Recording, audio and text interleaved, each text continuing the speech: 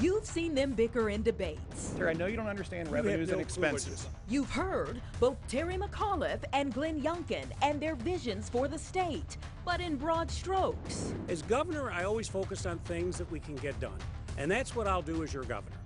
Let's have Terry McAuliffe versus Glenn Youngkin, and let's let Virginia voters decide who they want their next governor to be.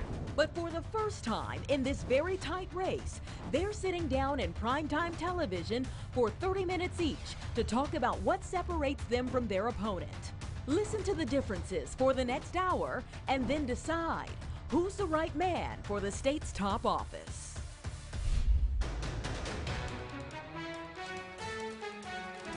Good evening to you. I'm Anita Blanton. And I'm Andy Fox, and we have a unique political event planned for you. We sit down with two leading candidates for governor. No question is off the table tonight, and we're going to look for answers to our questions rather than talking points from our candidates.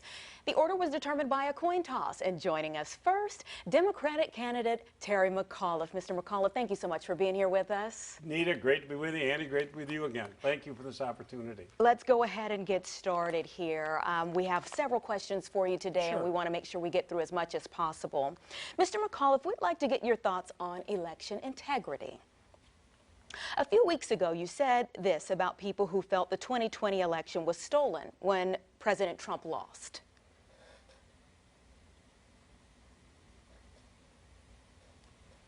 He's a total wannabe Donald Trump. This all goes back to the 2020 election that somehow Trump mysteriously, they put their tinfoil hats on, and all of a sudden Trump really won the 2020 election. But you know, it runs down our democracy, and we shouldn't allow this to happen. But in 2004, you said this about the election where President Bush beat Al Gore. Let's go back to Florida.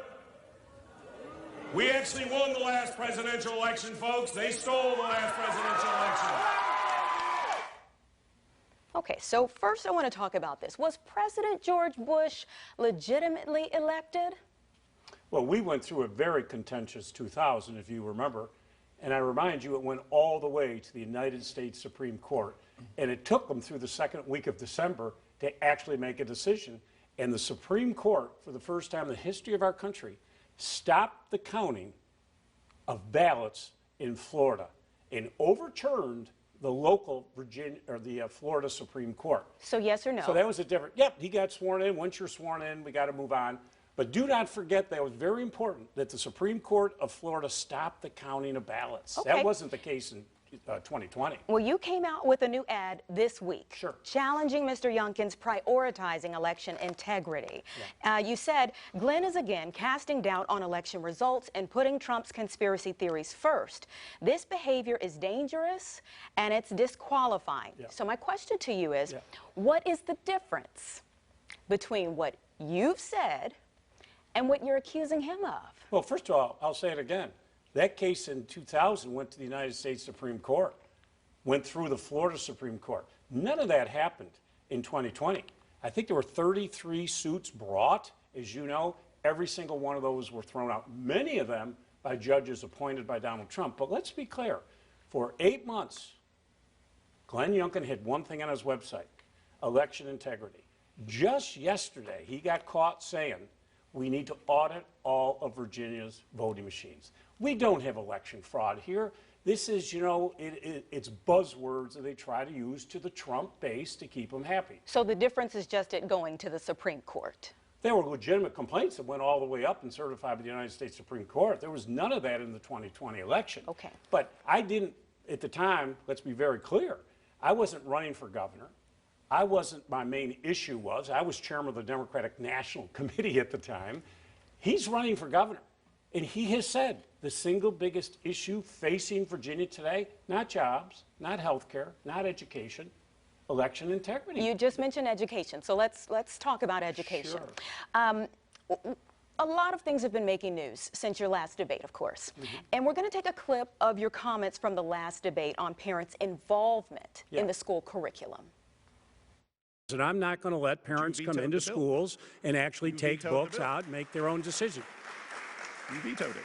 So, yeah, I stopped the bill that I don't think parents should be telling schools what they should teach. You know, Okay, so with that as the backdrop, sir, Yeah. in the Emerson College Next Star poll, Virginians were asked who should have more influence in their curriculum, parents or school boards? And we did find that the majority of parents think they should have more influence in their children's education versus the school board. So based on that, do you still stand by your position that parents should not tell the schools what they should teach?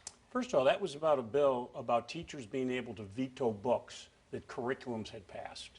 Now, if you've got 25 students in a classroom, you do not want 25 parents picking books because, you know, you have parents who interact with the school boards, working with the state board of ed, and the goal always is to make sure we have the certifications to make sure every child is getting a quality education.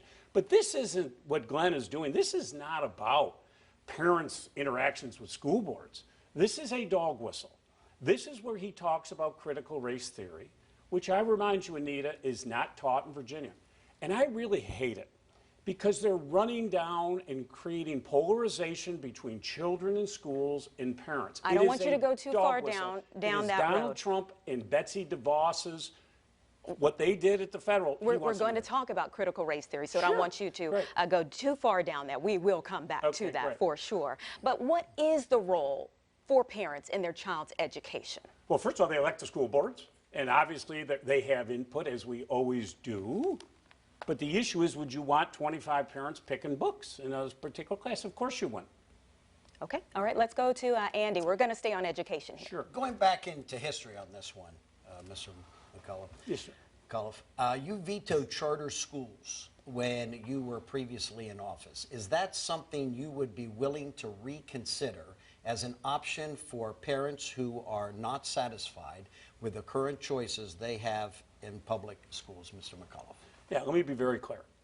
Glenn Youngkin has said he will take money out of public schools and put them into private schools. I will make a pledge to you today, not one penny of money will ever be taken from our public schools to put in our private schools. If you look at my plan, Andy, and I'm in this race because of education. If you remember when I took office last time, I put $1 billion in, I got rid of 5 SOLs, I got tens of thousands of children pre-K for the first time in life. This time I'm talking about a $2 billion investment, raising teacher pay, getting the 40,000 at-risk 3- and 4-year-olds pre-K. Every child gets broadband and diversifying our teacher base. So is that yes or no? As I said, I'm not going to, not a penny of money will be taken out of our public schools for private. And you consider charter schools to be wholly private schools? There are a handful, I think it's under 5, I think in the Commonwealth of Virginia today. If people want to come in and do different things, but I'm not taking public money and putting them into private schools. This is a huge difference. Glenn Youngkin is very public. He will take money from public schools and put them to private. I will not do that. My next question, We've got great schools here. My next question, sir, thank you. Implemented this year across Virginian schools is a new model policy that protects transgender and non-binary students by allowing them to use their preferred pronoun as well as use bathrooms, locker rooms, and play on sports teams that align with their gender identity. This has been a heated issue across the state. Do you support this new state law? I do. And I will say this, Andy, we're talking about a very small universe. Many of these children are going through very tough personal situations. And why is it that we have to run down these children, create issues for these children? We can do this. What I have always said from day one, as governor, I did this before, every child, regardless of whom you love, the color of your skin, or whom you pray to, I'm going to get you the best quality K-12 education. We're ranked 4th in America today. We're number 1 on higher ed. Teacher pay is one of the biggest things. We are 50th out of 50 states on average teacher pay as it compares the average pay of our residents. Virginia is the 10th wealthiest state in America. We should never be 50th. I promise every teacher who's watching tonight, I promise you, I will raise the teacher pay above the national average for the first time in Virginia history because we're down 1,100 teachers today. Okay, let me just ask, we're going to go on to the next topic now. Sure. Your opponent has secured more endorsements from law enforcement in Virginia than you have. There are 50 sheriffs, throughout the Commonwealth, the Police Benevolent Association, and Fraternal Order of Police, all supporting your opponent. In a tweet from July 20th, you said you were proud to be endorsed by the New Virginia Majority, a progressive group that supports, among other things, defunding the police. You were asked about it at a Sheriff's Association meeting a few weeks ago. Your response was captured on cell phone video. July 20th, you accepted an endorsement from the New Virginia Majority. They are a large defund the police organization who want to abolish prisons and ICE. You said that you were proud to accept their endorsement. Well, first of all, Sheriff, I'm proud to accept any endorsements. I get hundreds and hundreds and hundreds. I can't. Groups that endorse me, I don't know everything they do. Have I ever supported defund the police? Are you out of your mind? I've invested in law enforcement. I just went through 25 minutes of telling you what I do for the police. Not defunded, I funded them. So you'll never support defunding? I won't even dignify that with an answer. If my track record of 4 years as governor, not enough for you to understand how I feel on law enforcement, I will not dignify that with an answer. Now, my question is, are you still proud to have the endorsement of the New Virginia Majority? Listen, Andy, the issue is, when I was governor, I had the lowest crime rate of any state in the United States of America. You know what? And I think that's what your viewers are actually concerned about. When I ran for governor, we had 1,000 sheriffs on food stamps. I made a pledge, and I honored that, to get everyone off of food stamps. I am the first governor to receive an honorary sheriff award from the sheriffs. I have tremendous support. I gave my state police. I gave my law enforcement pay raises and all. It's important. But my question is, you know sir, what? I need you to answer it. Are you still proud to have the endorsement of the New Virginia Majority? Yes or no? Listen, groups endorse me. You're not responsible. I got thousands of them. This group, are you still proud to have their endorsement? I do not support any defund of the police. I actually funded the police. And that's why, as I say, I had the lowest crime rate of any major state in America. That's just plain fact. So you've got groups endorsing you. Really, what do Virginians care about? That when I was governor, in a bipartisan way, I passed the toughest domestic violence law in the United States of America. And Glenn Youngkin, he wants to roll back background checks. I'm going to ask you a third time. Are you still proud to have the endorsement of the New Virginia Majority? Any group that wants to endorse. I do not support some plan if someone says they want to defund the police. I funded the police, and I'm very proud of it. So you're still proud to have their endorsement? A lot of people endorse me. So be it. Okay. I don't support every group who has endorsed me. I don't know exactly the things that they have said, but I don't support any group at all who supports defunding the police and support that argument. I funded the police, and that's why I had the lowest crime rate in America. Glenn Youngkin will put more guns on the street. He wants to roll back background checks. He has said there's not one gun protection bill he would sign. That has to be the last word on that, and Anita has the next question. Thank you, Andy. We are going to stay on law enforcement, though, for this question, Mr. McAuliffe. Virginia Beach music superstar Pharrell Williams pulled his successful music festival Something in the Water this week, citing the death of his cousin Donovan Lynch at the hands of police. In a letter to the city Tuesday night, Pharrell said, "This is until the gatekeepers and the powers that be consider the citizens and consumer base and no longer view the idea of human rights for all as a controversial idea." Family members felt that the investigation should have immediately been turned over to an outside body and out of the hands of local police. So would you support requiring an automatic, independent investigation of all deadly police shootings? Yeah, first of all, I don't believe it's done locally. I think this is being handled not locally, it's being handled by the Virginia State Police. Now it is. Yeah. That the family wanted it immediately. So I'm asking you. Well, the state police, in fairness, came in within a week to begin to do their investigation. That was after calls for an outside investigation. Yeah. So I'm asking you, do you feel there should be a requirement for an automatic, independent investigation of all deadly police shootings? I would first want to see the Virginia State Police finish their investigation. I don't think that has been done yet. That's in the one case. I've talked to Mr. Lynch's, I've met with the family myself, I've met with Pharrell Williams myself to talk about these important issues. But I am never against independent investigations coming in to look at any time there is a police shooting involved. But do you support a requirement? I wouldn't be against a requirement when a police shooting, but you've got the federal Justice Department. Many of us reached out to say, let's have the FBI come in and do this investigation. Are you speaking of this particular case? You asked for the FBI to come in? The family asked a lot of us. But did you? Well, I talked to members of Congress who I know did reach out to Justice to say, could we have the FBI come in and take a look at this? And I'm not sure what happened on that. But yeah, I was in conversations with Congressman Bobby Scott and others. So I've met with the family. I've met with Mr. Williams. And, you know, we've got to get to the bottom of all this. But I do think, you know, we have an investigation going on. Let's see what that investigation uncovers, and hopefully it'll be very quickly. Okay, Mr. McAuliffe. Andy has the next question on taxes. Sure. Taxes. Here we go. Let's turn from a proposal from your opponent on the grocery tax. Let's discuss that. In an Emerson College Next Star poll, Virginia voters were asked what they think of eliminating the grocery tax, which costs an average Virginian about $1,500 a year. In the poll, 62% support getting rid of the grocery tax and 18.6% oppose. Mr. McAuliffe, you've called this part of a crazy tax scheme by your opponent.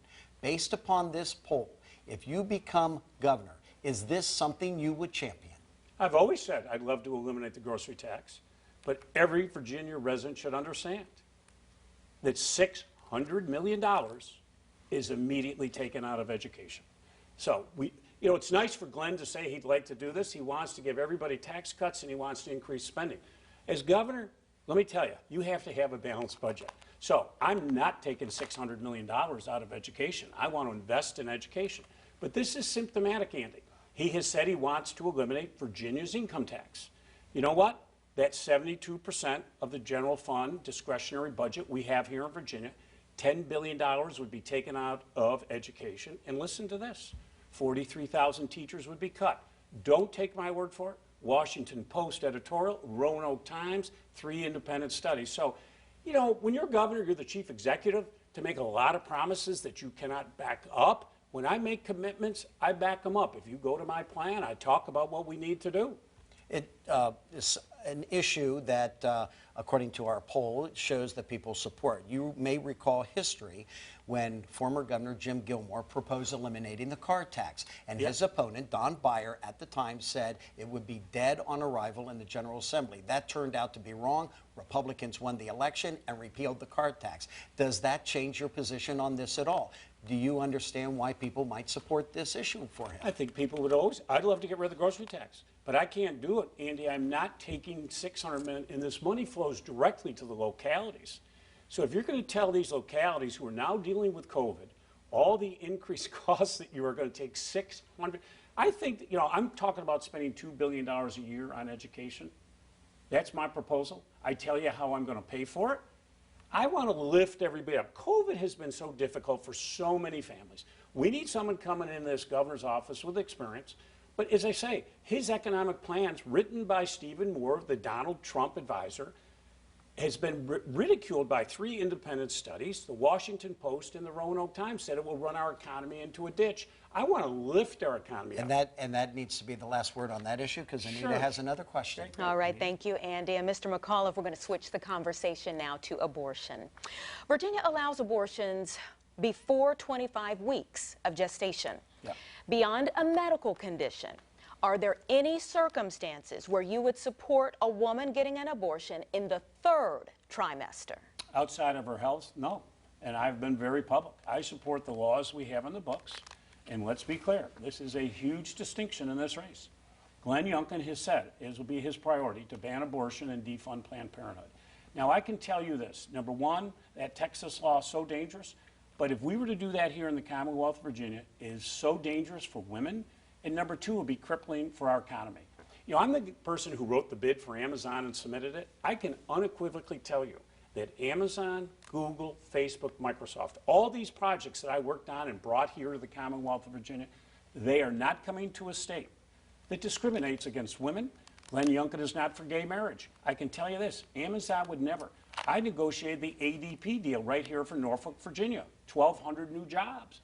I can tell you, they're not coming to the States. Okay. We need to be open and welcoming, treating women with dignity and respect. And people like Glenn Youngkin, men, have got to tell women to stop what they should be doing to their body. All right. It should be a woman's choice. Thank you. I appreciate that. Andy has the next question on Confederate statues. We are moving to Confederate monuments. The Southern Poverty Law Center says there are at least 239 Confederate monuments and symbols across the state of Virginia. For example, the Confederate Soldier Monument in Bristol and the Jeb Stuart Monument outside Richmond. According to an article in The Hill from June of 2015, you defended these markers, saying they are part of the Commonwealth's heritage. Then, more recently, you proposed to take down all the statues, calling them offensive.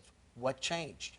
Well, first of all, when I was asked about that back in 2015, the leadership of the Black Caucus, who were my closest advisors on these topics, said, Governor, don't worry about the monuments. We need you focusing on education. And we need you working on the issues that we have to deal with every day. So people like Louise Lucas and others, Dolores McQuinn, said, don't worry about the monuments. We got schools that are crumbling. We got schools that don't have adequate teaching facilities. Would you focus on that? But then I leaned in through executive order, as you know, Andy, that I banned the Confederate flag from Virginia license plates. I had the authority to do that as governor. We didn't have any ability to do all these other monuments except for, of course, the Robert E. Lee. So you just said that they told you to focus on other things. I'm asking you to focus on this issue right now. Do you plan to remove all Confederate monuments, symbols, and names if you're elected governor? Well, first of all, a lot of those are not under state controls. I mean, we don't have the authority. It depends who has the authority. But I'd like to see all symbols of hate and division removed. That's why I took the Confederate flag on my own with executive and took it off the Virginia license plate. I banned the box on state applications. I restored more felon rights than any governor in the history of America. I'm about lifting people up. Thank you very much, because Anita has another question for you. Thank you, Andy. Mr. McAuliffe, we're going to talk about COVID now, something that, of course, all of us are having to deal with in some way, shape, or form. So nearly 13,000 Virginians have died from the virus. You said recently that you think certain groups, like anyone who works in a hospital or in a long-term care facility, and teachers, should be vaccinated, required to be vaccinated. I want to be clear on that. We have this question from a Norfolk State University student about vaccinations. Hi, my name is Malik Watkins. I'm a senior political science major here at Norfolk State University. I interact with a lot of other people, grocery store workers, first responders, firefighters. Is there anyone else you think should be mandated to take the vaccine? Where do you draw the line? So just to reiterate Malik's question, he's asking about grocery store workers, first responders, and firefighters, and asking, really, is there anyone else that you think should be mandated to get the vaccine? Where do you draw the line, Mr. McAuliffe? I've been very clear on this topic from day one. Nurses, doctors, those that teach in our schools, I've asked every employer to require that every employee be vaccinated. This is a real difference in the race. Just this week, 8,000 cases on Monday in Virginia. We in Virginia today, 1,142 children are in ICU beds. Just last week, 2 11-year-olds were died of COVID. This is a crisis. We need to end this pandemic before it comes back and a new mutant variant comes along. And this is a real difference in the race. Glenn Youngkin is an anti-vaxxer. He goes on right-wing radio and quote, Anita, quote, if you don't want to take it, don't take it. Quote, there are many good reasons not to get vaccinated. That is not the case. And we just learned today, shockingly, that his lieutenant governor will not answer. Winsome Sears will not answer the question whether she's been vaccinated. So she and Glenn have traveled all over the state. She could have been exposing people. I think that's disqualifying to be governor. I want everybody to be vaccinated.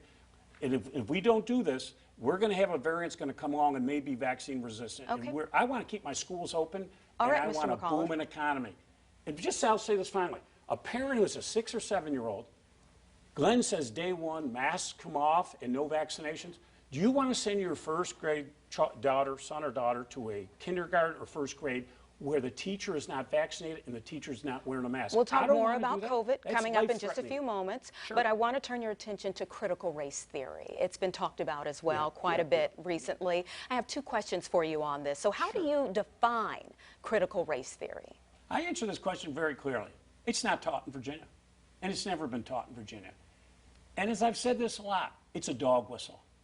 It's racial, it's division, and it's used by Glenn Youngkin and others. This is the same thing with Trump and the border wall to divide people. We should not be dividing people in school. So how do you define it? Anita, it is not taught here in Virginia. But how do you define it? Doesn't matter. It's not taught here in Virginia, so I'm not going to spend my time. Your thoughts on what it is. I'm not even spending my time because the school board and everyone else has come out and said it's not taught. It's racist. It's a dog whistle. But if we don't have a definition, how can we say it's racist? I just want a definition from you. It's not taught here in Virginia. We can ask about any topic. Here's what I've said all along, and it really bothers me. You know, it really bothers me. This whole idea of stirring parents up to create divisions. Our children are going through such challenges today because of COVID, and we're talking about something here today, wasting precious viewers' time who want to know what I'm going to do on health care, what I'm going to do on job creation, and we're talking about something that's not taught in Virginia. All right, well, let me then ask you this. Is there anything that you would not want taught in public schools as it relates to race and history? You know, I will leave this to the school boards and the State Board of Education with our experts. We are ranked #1 in the country on higher ed, #4 on K-12. We're doing fine, but COVID has created, we've got schools that need to be rebuilt. We're losing quality teachers because we don't pay our teachers. I want to make sure all these at-risk 3- and 4-year-olds get it. I want to build a world-class education. I put $1 billion in the last time I was governor. I got rid of 5 SOLs. You know why? Because parents kept telling me, teachers are teaching to test and children are learning to memorize. Okay. I want cognitive thought process. I want critical reasoning going on. I don't want students memorizing. So I tried to build, and you know what? Because of that investment, Mr. that's McAuliffe, why I got 1,100 economic projects to come to Virginia. Appreciate that. And Andy has another question for you. I had the last question. Oh. You've answered a lot of questions for us tonight, but Sure. we have one more. You've been in a long marriage with your wife, Dorothy. You have 5 children. 33 years. There you are right there. 33 years, I believe tomorrow. Very good. To be October 8th. exact. Thank you. Happy anniversary. When you knew she was the one, how did you propose to her? And it's got to be quick. Quick. So I was overseeing the Pope. I was over in Rome. I brought the engagement ring in to see the Holy Father. I had him bless it. That night I went to the Trevi fountain, 3 coins in the fountain, threw it. On my 3rd coin, I said, "Would you marry me?" She said yes. The next day, we went back to see the Holy Father, John Paul II, and guess what? He had us in his chapel for a private ceremony. That's how I got engaged. That's pretty good, right, Anita? Wow. I'm glad you asked that one because that's all. Well, happy anniversary. Thank you. And that has been you imagine a half living hour. with me this long? That has been a half hour of questions and answers from Democratic candidate for governor, Terry McAuliffe, and we thank you for joining us. No, thanks to both of you. It's been Thank great. you so much for being Go here. vote. We have a brief message from our partners at Norfolk State University before we begin with Republican candidate Glenn Youngkin. Boom.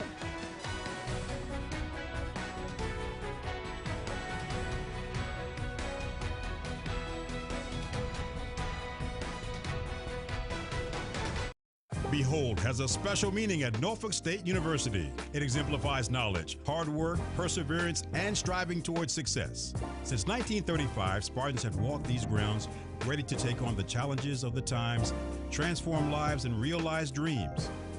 We are a state-of-the-art institution, preparing students to take on the modern world with innovative coursework, experiential learning, and cutting-edge degrees. As NSU celebrates its 85th year, the green and gold tradition continues. Good evening to you, and welcome back to our roundtable event with the candidates for Virginia governor. I'm Anita Blanton. And I'm Andy Fox, and we just wrapped up with Democratic candidate Terry McAuliffe. Now we welcome Republican candidate for governor Glenn Youngkin. Mr. Youngkin, thank you for being here, and let's get right to it. We're going to get right to one of the biggest issues associated with your campaign this fall and your comments that appear to be about potential future funding of Planned Parenthood. Take a look at the screen. Here's video featured in an ad your opponent is using against you. When I'm governor and I have a majority in the House, we can start going on offense. But as a campaign topic, sadly, that in fact won't win my independent votes that I have to get. So you'll never hear me support Planned Parenthood. Now, we know that was hard for some viewers to hear, but you said when I'm governor and I have a majority in the House, we can start going on offense. But as a campaign topic, sadly, that in fact won't win my independent votes that I have to get. So you'll never hear me support Planned Parenthood. As governor, my question is, would you support the continued funding of Planned Parenthood? Yeah, Yes or no? so first, thank you for showing the commercial to everybody. This is the commercial that the Washington Post said misrepresented my comments and actually got 2 Pinocchios. So this is what my opponent has done for this entire campaign is he doesn't like the things that I say that voters actually really support, and so he just makes up his own narrative. Let me just be clear, and I've been clear about this for the entire campaign. I'm pro-life. I do believe in exceptions in the case of rape and incest and when a mother's life is in jeopardy. I also believe that my opponent is the most extreme abortion candidate that's ever run. I mean, he in fact advocates for bills that would use public funding for abortion all the way up through and including birth. And we all remember the bill that Ralph Northam described as a bill that would keep a child comfortable while a decision is made while that child lives or dies. And Terry McAuliffe said that that was in fact a bill that he would sign. Mr. Youngkin, I have to go back to the original question. Yeah. As governor, would you support the continued funding of Planned Parenthood? Yes or no? So let me just talk about Planned Parenthood. First, I do not believe that public money should be used to fund abortions. I do believe in women's health. My mother was a nurse. Right, but is that a yes or no? It depends on what the money is used for, and I've been very clear about this, that I do not believe public funds should be used to fund abortions. I do believe that women's health is incredibly important. And in fact, one of the things I learned as a child... So if it's used for abortion, you would not support it? I would not support it. Okay, let me go on to the next question. You accuse Mr. McAuliffe of saying anything just to get elected. Are you doing the same thing in that political commercial? No, absolutely not. In fact, this is why the Washington Post comes out and says that he's misrepresenting everything I said. He just posted a commercial that came out that the Washington Post said was flatly false and gave him 4 Pinocchios. But, sir, you're telling the voter not to ask you about Planned Parenthood because it won't get you the independent votes that you need. No, well, Andy, that's what it says in Andy, the commercial. Let me just be clear. I've been asked about Planned Parenthood. I've been very clear about Planned Parenthood. I do not believe that Virginia public funds, taxpayer money, should be used to fund abortions. Okay, I need to move on to my next... Mr. Youngkin, we're going to go ahead and move on to the next topic here, if you will. So, Virginia Beach music superstar Pharrell Williams pulled his successful music festival, Something in the Water, citing the death of his cousin, Donovan Lynch, at the hands of police. In a letter to the city Tuesday night, Pharrell said, "This is until the gatekeepers and the powers that be consider the citizens and consumer base and no longer view the idea of human rights for all as a controversial idea." Family members felt the investigation should have immediately been out of the hands of police. So my question to you today is, would you support requiring an automatic, independent investigation of all deadly police shootings? Well, I think this is an incredibly complicated question because what happens in that circumstance where law enforcement is making split-second decisions is what they're trained to do, it's what they've been prepared to do, and therefore investigating what happened needs to be left to people who understand exactly that. And I do believe that having outside law enforcement officials who are well trained to come into that circumstance makes an enormous amount of sense. And I think that it puts trust into the investigation. I also believe that one of the biggest challenges that we have today is the complete breakdown in trust between law enforcement and oftentimes the communities they serve in. And we have to go back to work to reestablish trust. And that's why I've made as one of my top priorities investing in law enforcement so that we invest in salaries and training and equipment, but also in community programs to bring law enforcement and communities together. And I hear you there, but do you think that this should be required, automatic? You said that you do feel like an outside body is a good idea, but should it be required and automatic when these things happen? Well, I don't think there should be automatic much of anything, and I think we need to make sure that we have absolute recognition of sometimes things happen in law enforcement and we need to investigate them. And we should investigate them with the appropriate group to investigate them. And it has to have representation of law enforcement in it. and to go to an outside group. Oftentimes the Virginia State Police is used for this, and the Virginia State Police are more than capable in helping with these kinds of investigations, and I think that we should bring them in when we need to. Okay, let me go on to another issue that's populating online right now. Mr. Youngkin, your opponent is reaching out to younger voters by touting his connection with singer Taylor Swift on Twitter and Instagram. So here's what he tweeted Tuesday. It says, "Did you know that Republican candidate for governor Glenn Youngkin helped buy Taylor Swift's original recordings, or masters, out from under her when he was co-CEO of Carlyle Group?" What's your reaction to that tweet from the McAuliffe campaign? I'm just waiting for his next tweet where he tweets that I'm responsible for Britney Spears' conservatorship. I mean, this is the silliness of Terry McAuliffe. What we know right now is that I've pulled ahead in the polls, and Terry McAuliffe is doing what 43-year political operatives only know what to do, is just make up anything they can and try to grasp on to their campaign. I mean, the silly thing here is that the investors that were in that particular investment, like George Soros, is one of Terry McAuliffe's largest investors in his campaign. Maybe he should just send the money back as opposed to try to make things up. And I also find it really interesting that when Terry McAuliffe made a bunch of money from raising money for the Clinton Foundation and invested it with Carlyle, because he wanted us to make money for him, he invested it with me, and he did very well in those investments. That was good for him, but now he wants to pick on Carlyle because that's good for him. This is what politicians do. They do anything they can to divide people. And this is what Terry McAuliffe is doing right now. I do think that I'm waiting for the Glenn's responsible for Britney Spears' conservatorship coming around the corner, because he will make up anything. Well, we'll see what the day holds. Mr. Youngkin, you have been very outspoken on critical race theory, so let's go ahead and move on to this topic in public schools. You've said that it should be banned from the curriculum. Here's what you said recently on Fox News. And oh, by the way, critical race theory has moved into our school system, and we have to remove it. It's a political theory. It's not an academic curriculum. All right, so I have two questions for you here on this particular topic. And first and foremost, how do you define critical race theory? Well, critical race theory is a political agenda, and it is based on the idea that we're going to separate everyone based on a lens of race, and then we're going to put people into buckets. And what we've seen, of course, is the first instances I can find of critical race theory being injected into our school system are during Terry McAuliffe's administration, when in fact the Board of Education ran training programs, and the slide decks actually had words on them in introducing critical race theory into the classroom. And when you go to the Board of Education website today, you find a book that is teaching critical race theory in schools. So the idea that critical race theory is not embedded in our school system, I think, is wrong. I also believe that why am I against critical race theory? Well, I believe we're at a moment in time where we're more divided than we've ever been before. More divided than we've ever been before. And in fact, this is a moment for us to come together to actually embrace Dr. Martin Luther King's encouragement for us to judge one another based on the content of our character and not the color of our skin.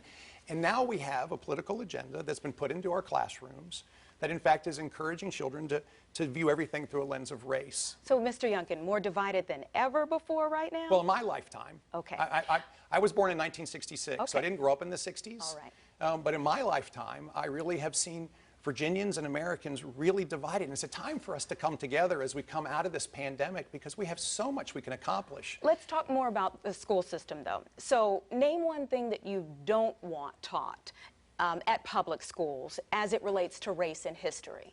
Well, I believe our entire history should be taught, the good and the bad.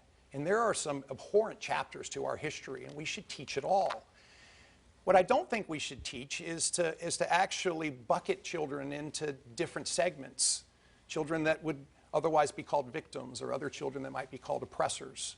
I just don't think that's correct. I think we should teach our children to have big dreams and to understand how to go get them based on the capabilities that they hopefully will learn in our schools. And that's why our curriculum, which has been watered down by Terry McAuliffe, I mean, what they did over the last 8 years was reduce expectations and standard in our schools.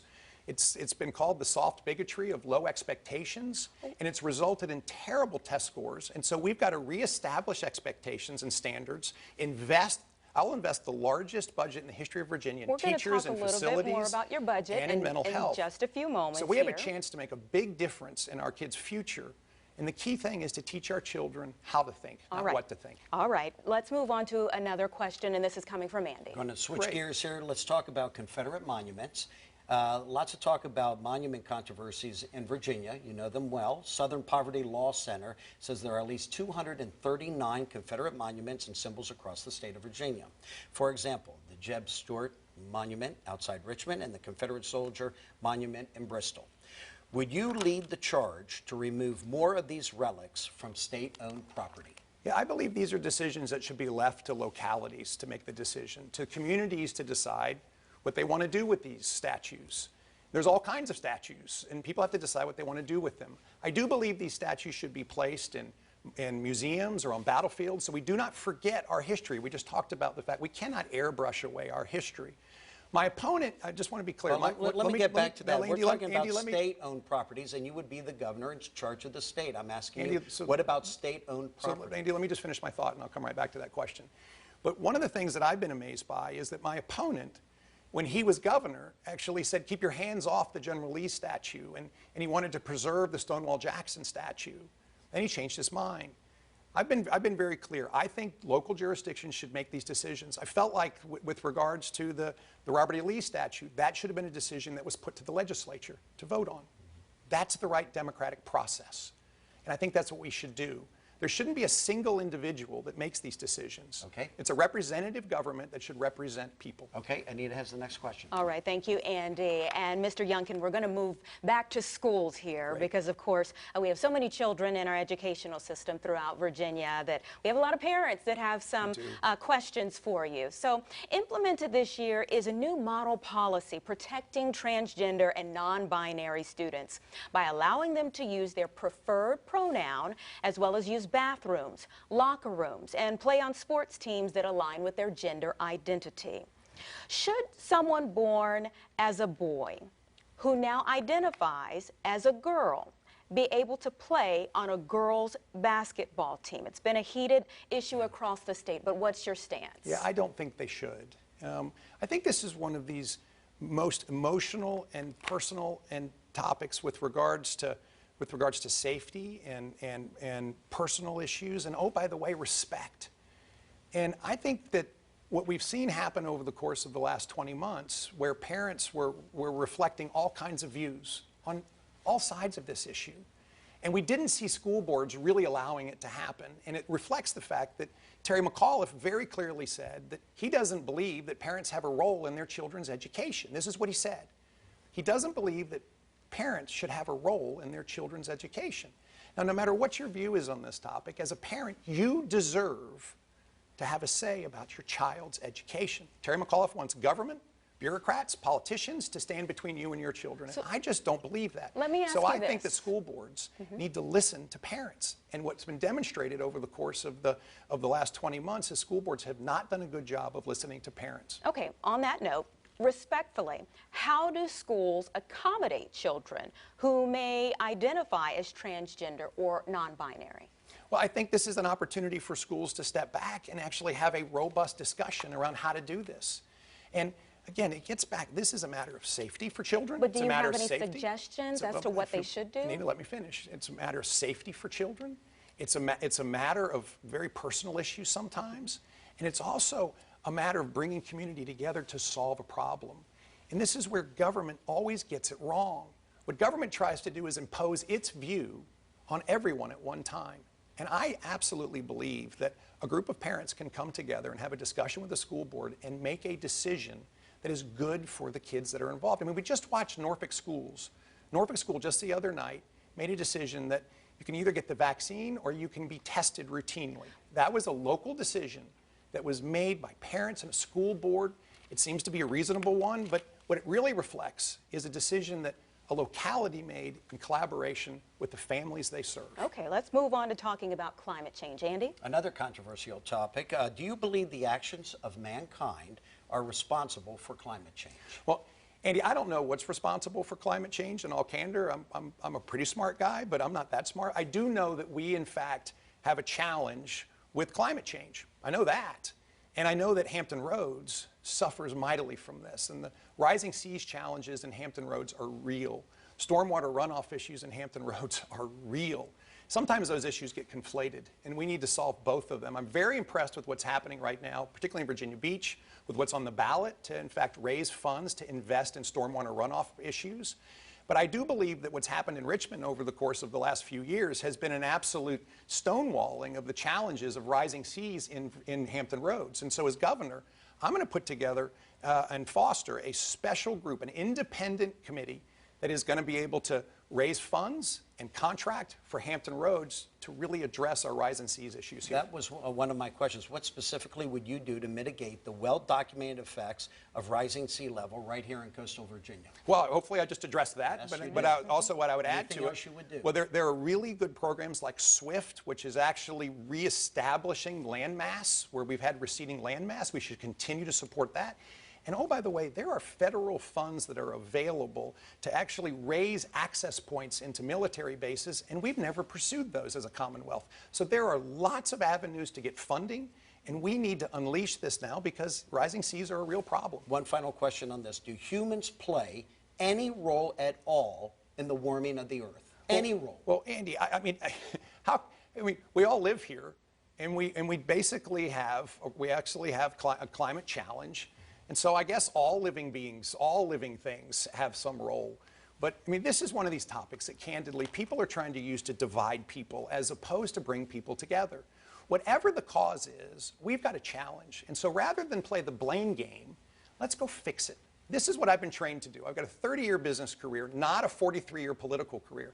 And one of the things I've learned is rather than blame each other for issues and try to cast doubt and try to divide people, which we were talking about before, let's bring people together, recognize we have a problem, we know we have a problem, and let's go to work to solve it. Anita has the next question. Anita? Speaking of recognizing a problem, Mr. Youngkin, our next question deals with COVID-19. Yes. Would you spend state resources to challenge in court President Biden's vaccine mandate for businesses that have more than 100 employees? Yeah, I don't believe that he has the constitutional ability to do that, and therefore I want to stand up for Virginia. I've been very clear on the vaccine situation. One, I believe that the vaccine is the best way for people to protect themselves, their families, those around them. I've gotten the vaccine. My family has gotten the vaccine. And I absolutely encourage everyone, please get the vaccine. But it is a decision that I think people should be able to make on their own. And let's just be clear. My opponent, no more than 6 or 7 weeks ago, agreed with my view. He thought businesses should be able to be allowed to make this decision on their own. He must have seen a poll or something because that's what politicians like him do. But at the end of the day, I think people should get the vaccine.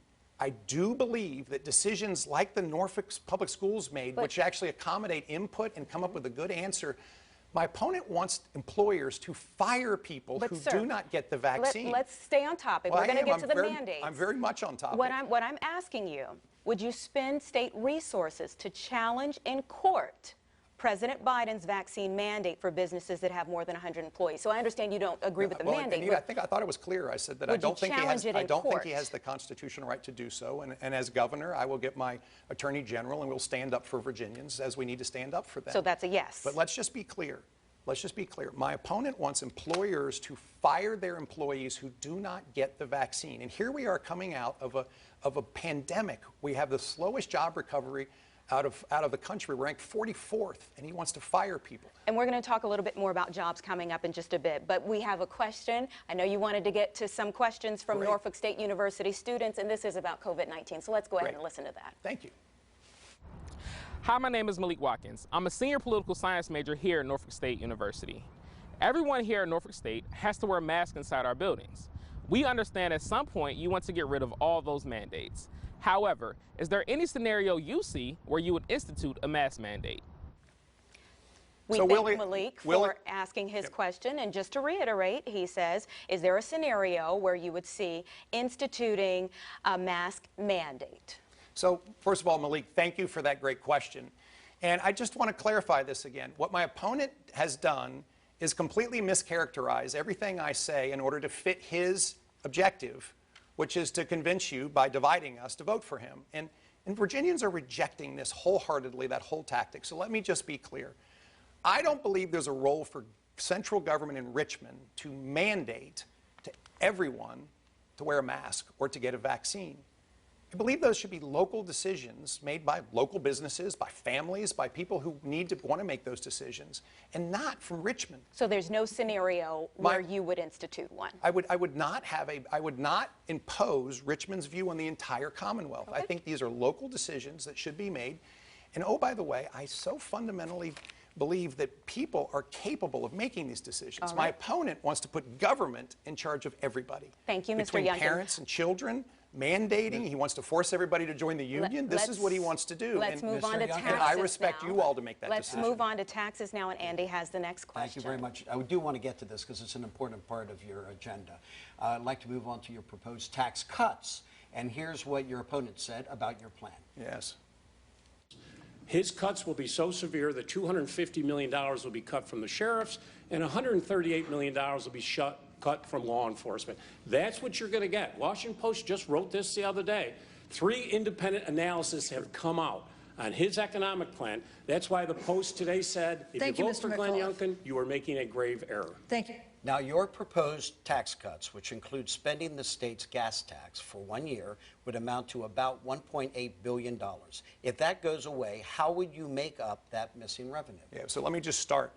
So my opponent, again, has completely mischaracterized everything I've said. He didn't like my plan because it's a good one, and so he went and grabbed a different plan and then had questionable organizations write reports about it. And so he does not actually represent anything in that statement that is remotely the truth. And this is just the reality of what Terry McAuliffe does. You cannot trust what he says. My plan is funded in 2 ways. First, in the fiscal year ended June 30th, Richmond overtaxed Virginians $2.6 billion. $1 billion of that will go to the rainy day fund. It's good fiscal discipline. And there's some that needs to go to good environmental projects. The rest of it is overtaxation, and we're going to refund that, rebate that back to Virginians. $600 for those filing jointly, $300 for those filing independently. It's fully funded.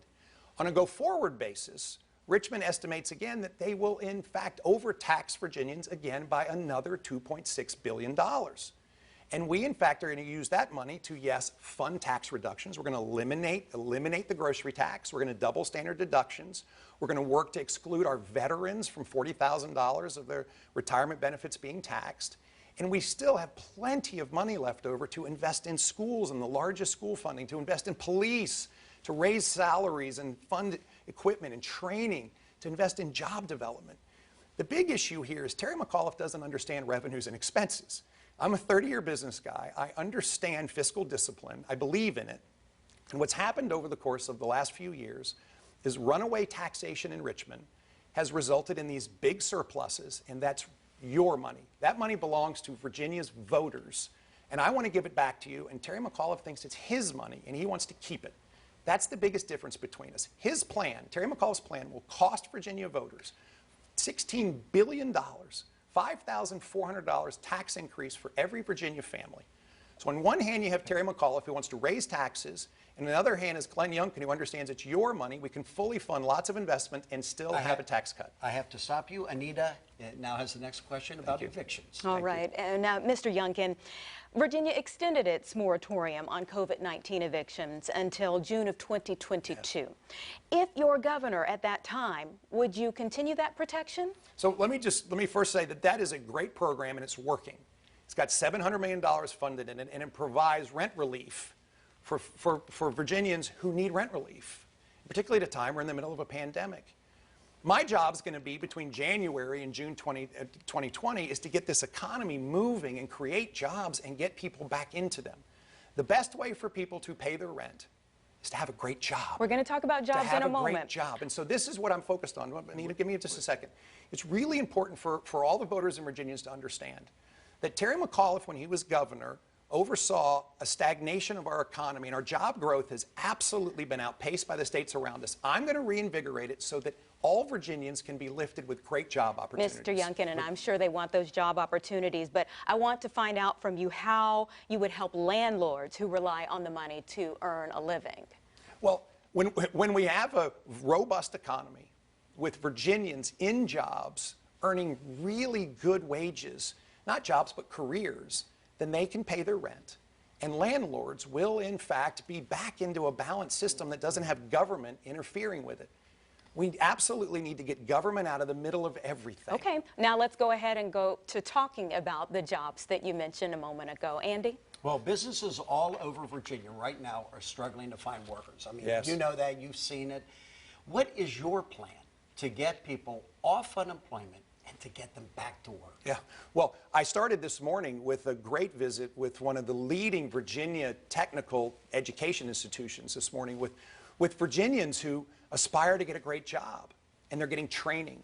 And they're going to have great jobs in the world of skilled trades. In fact, this is something my wife and I got very involved in last summer. We started an organization called the Virginia Ready Initiative. And Virginia Ready supported retraining Virginians who had lost their job during the pandemic, and we had thousands of jobs they can take. The key here is threefold. One, we have to get Virginians motivated to get back to work. It's time to go back to work, folks. But then second of all, we need to provide training and capability building so that they can take these jobs that are great jobs of the future. All right. And finally, we need to connect employers with this great workforce. We have to do all three, but it's critical because we can't grow the economy faster than the stalled out rate that Terry McAuliffe left us Mr. if we don't Youngkin. have a great workforce. And we're going to build a great workforce when All I'm right, governor. I hear you there. I know you don't want to miss this last question, so I was rushing to get you to this while we still have a little bit of time. You've answered a lot of questions for us tonight, and we appreciate your responses. You've been married a long time. Take a look at the screen. Isn't she lovely? Oh, she's beautiful. That is Suzanne, for everyone who's watching right now, and you all have been married for 26 years, is that correct? 27 now. 27 now, okay, all right. Well, when you knew that she was the one, how did you propose? Oh, what a fabulous question. So I wanted to make my proposal to Suzanne something that she would never forget because it's that important. And so I put together a scavenger hunt in reverse. Oh. And I actually had someone pick her up, and she went to different places and was able to pick up both clues and a gift. And over the course of the scavenger hunt, she got an outfit and a hat and got her hair done. And then that evening, the last clue was that she could find me at a restaurant.